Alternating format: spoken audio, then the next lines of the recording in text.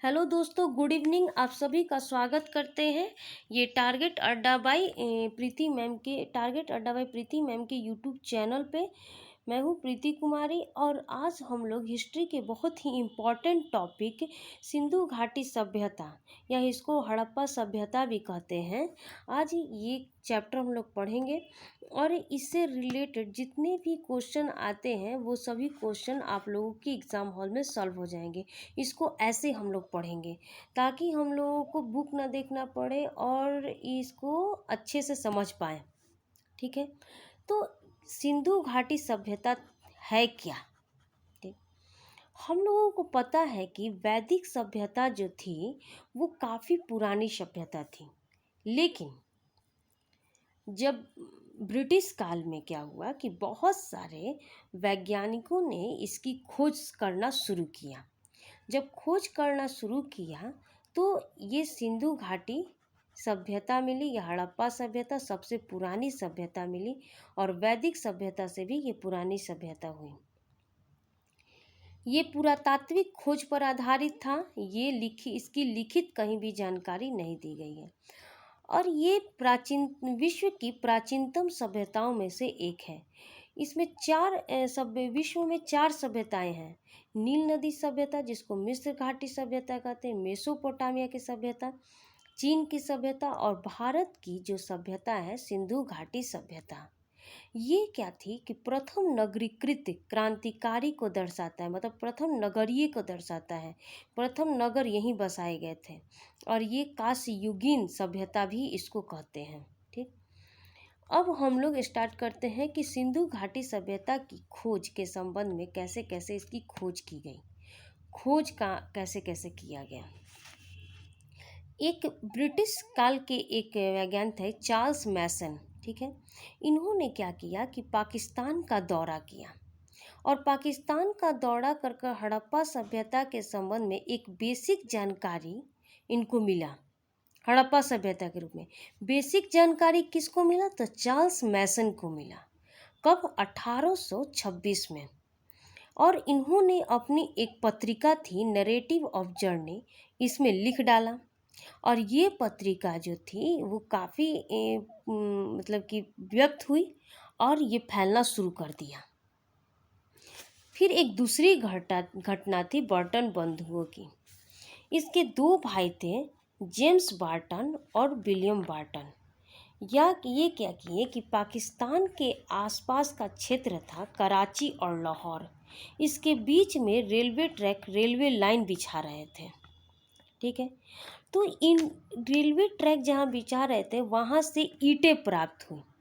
ठीक है, और ये ईंटों का प्रयोग क्या किए कि रेलवे ट्रैक को बिछाने में कर दिए। लेकिन ये इनको जब ईंट मिली तो इनको मालूम हुआ कि यहाँ पे पुरानी बिल्डिंगें होंगी या इमारतें होंगी। ठीक है, और ये कोई सभ्यता का एक अंग होगा। लेकिन इस संबंध में इन्होंने ज़्यादा शोध नहीं किया और ये मामला यहीं दब गया। 1856 ईस्वी की बात है। तब एक अलेक्जेंडर कनिंघम ये क्या किए कि ये पहली बार शोध करने का प्रयास किया। अलेक्जेंडर कनिंघम पहली बार शोध करने का प्रयास किया, और 1853 से 56 के बीच कई बार इस क्षेत्र का दौरा किया। कहाँ का? पाकिस्तान के पास का इस क्षेत्र का दौरा किया, और इस बारे में इनको कोई ज़्यादा सफलता हासिल नहीं हुई। तब एक जॉन मार्शल आए, जो कि 1921 ईस्वी में पुरातात्विक विभाग के क्या थे? हेड थे। क्या थे? हेड थे पुरातात्विक विभाग के। और इन्हीं के नेतृत्व में इस क्षेत्र की खुदाई की गई, और इस खुदाई करने वाले 2 भारतीय थे, राखल दास बनर्जी और ये दयाराम साहनी, जिनका दयाराम साहनी का पूरा नाम है राय बहादुर दयाराम साहनी। और दयाराम साहनी के नेतृत्व में इन्होंने हड़प्पा, और राखल दास बनर्जी के नेतृत्व में उन्होंने मोहनजोदड़ो की खोज की, और ये प्रारंभिक खोजकर्ता का श्रेय इनको गया। तो यहाँ से क्वेश्चन आता है, ठीक है, कि सिंधु घाटी सभ्यता की खोज किसके नेतृत्व में की गई थी? तो सर जॉन मार्शल के नेतृत्व में की गई थी। और हड़प्पा किसके नेतृत्व में खोजी गई थी? तो दयाराम साहनी का। और मोहनजोदड़ो किसके नेतृत्व? तो राखल दास बनर्जी का 1921 ईस्वी में। लेकिन पहली बार प्रयास किसने किया था? अलेक्जेंडर कनिंघम ने किया था। ठीक है, अब हम लोग इसके काल के बारे में जानेंगे कि सिंधु घाटी सभ्यता के बारे में जितनी भी जानकारी मिली वो एक पुरातात्विक स्रोत पर आधारित था। इसका कोई लिखित जानकारी मतलब नहीं मिला, मतलब कोई कहीं पढ़ा नहीं गया। परिणाम स्वरूप क्या हुआ कि खोजकर्ता जो थे जॉन मार्शल और ये थे डीपी अग्रवाल, ठीक है, इन्होंने तिथि तय किया। जॉन मार्शल ने 3250 बीसी से 2750 बीसी तय किया, जबकि डीपी अग्रवाल ने कार्बन 14 पद्धति का प्रयोग किया, जिसको कार्बन डेटिंग पद्धति कहते हैं, और उसी के आधार पर उन्होंने 2300 से 1750 बीसी तय किया, और यही इनका मेन रहा। कार्बन 14 पद्धति क्या कहलाता है? तो ये पद्धति जो है जीवाश्म के माध्यम से उस जगह के आयु की जानकारी प्राप्त की जा सकती है। तो यहाँ से एक क्वेश्चन आता है कि सिंधु घाटी सभ्यता के कार्बन 14 पद्धति के आधार पर इसका काल कितना रहा है? तो 2300 से 1750। और किस भारतीय ने, पुरातात्विकवेत्ता ने इसका समर्थन किया? तो डीपी अग्रवाल ने।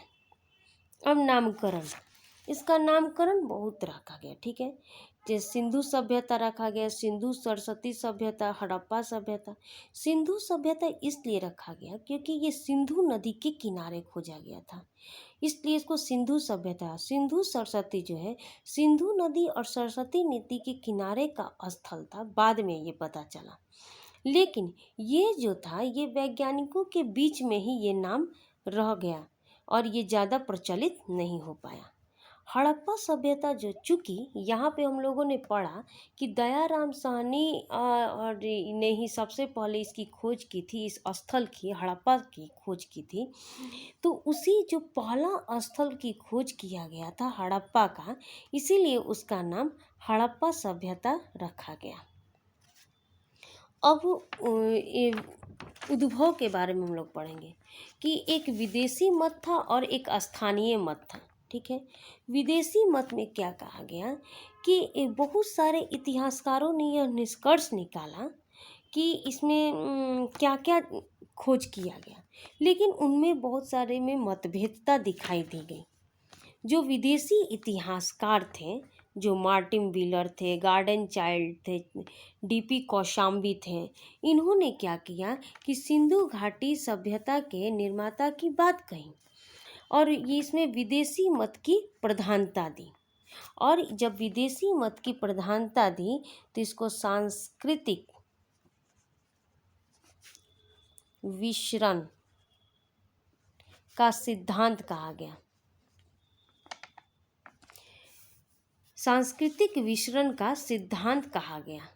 और भारत में क्या है कि जो थे नगाड़ थे, गढ़ी थे और बुर्ज थे, इनके सहतीरों के आधार पर इसको मेसोपोटामिया से जोड़ा गया।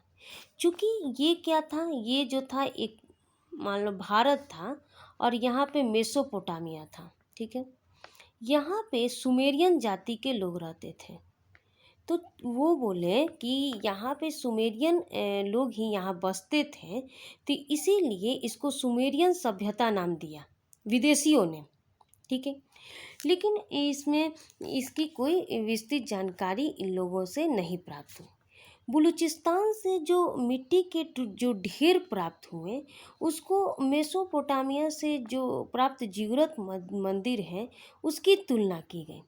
और इसका मानना था कि जो मेसोपोटामिया की जो नगरें थी वो मेसोपोटामिया की नगरीकृत नहीं थी, लेकिन यहाँ पे हड़प्पा सभ्यता क्या था, तो नगरीकृत था। और ये तो पुरातात्विक पर आधारित था, इसका तो कोई लिखित स्रोत नहीं था। तो इसीलिए हड़प्पा सभ्यता में क्या क्या पाया गया था, तो हड़प्पा सभ्यता में पक्की ईंटें की प्रचुरता थी। मैं पूछता है कि इसमें क्या क्या पाया गया, तो पक्की ईंटें की प्रचुरता थी, इसमें मुहर बनाने की प्रक्रिया थी, लिपि का औजार किया गया था, औजारों का प्रयोग किया गया था, मनके बनाने का प्रयोग किया गया था। इस तरह हड़प्पा की जो लिपि थी वो कैसी थी, हड़प्पा की लिपि कैसी थी, तो चित्रात्मक थी, चित्रात्मक थी। जबकि मेसोपोटामिया की अगर लिपि की बात कहें तो वो कीलनुमा थी, कीलनुमा थी।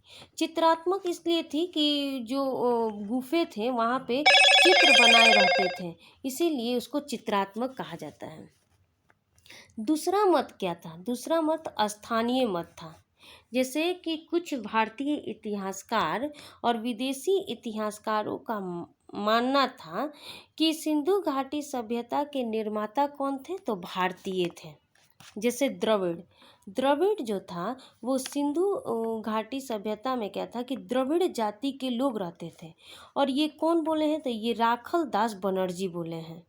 और इन्होंने कहा कि सिंधु घाटी सभ्यता के निर्माता कौन है, तो राखल दास बनर्जी हैं। और लेकिन भूमध्य सागरीय प्रजाति के जो कंकाल थे उसको द्रविड़ जाति से जोड़ा गया। और इसमें राखल दास बनर्जी ने यह तर्क दिया कि सिंधु घाटी सभ्यता के निर्माता कौन है, तो राखल दास बनर्जी हैं। फिर इसको आर्य, और इसके अलावा ये आर्य से जो थे TN रामचंद्र, लक्ष्मण स्वरूप और पुशालकर जो थे, ये क्या किए, बोले कि इसके निर्माता जो है सिंधु घाटी के आर्य हैं। लेकिन आर्य कैसे हो सकता है, आर्य तो वैदिक सभ्यता का निर्माता कहा गया है और उनका काल सिंधु घाटी से तो मैच तो नहीं करता है। इसलिए आर्य लोग क्या थे, तो ग्रामीण थे। जबकि हड़प्पा सभ्यता, ये सिंधु घाटी सभ्यता क्या था, नगरीय था। तो ये आर्य लोग जो थे ग्रामीण थे और खानाबदोश जीवन जीते थे। जबकि हड़प्पा सभ्यता नगरीकृत था और उसमें वैदिक काल के किले को भंजक कहा गया। तो इसलिए ये तर्क ज़्यादा इसको मान्यता नहीं मिली। ठीक है, अब क्रमिक रूप से देशी उत्पत्ति का सिद्धांत, इसमें दो दृष्टिकोण प्रचलित हुए। ठीक है, पहला दृष्टिकोण जो था वो सोथी संस्कृति का था। मतलब हड़प्पा सभ्यता बीकानेर क्षेत्र की सोथी संस्कृति को विकसित करता है। हड़प्पा सभ्यता जो है ये किसका, बीकानेर क्षेत्र की, बीकानेर क्षेत्र की सोथी संस्कृति को विकसित करता है। और दूसरा दृष्टिकोण जो था ईरानी बलूची का था। ठीक है, ईरानी बलूची जो था वो ग्रामीण संस्कृति के क्रमिक विकास का परिणाम है। और दोनों क्या थे, दोनों जो थे मृदभांडों में समानता दिखाई दी गई,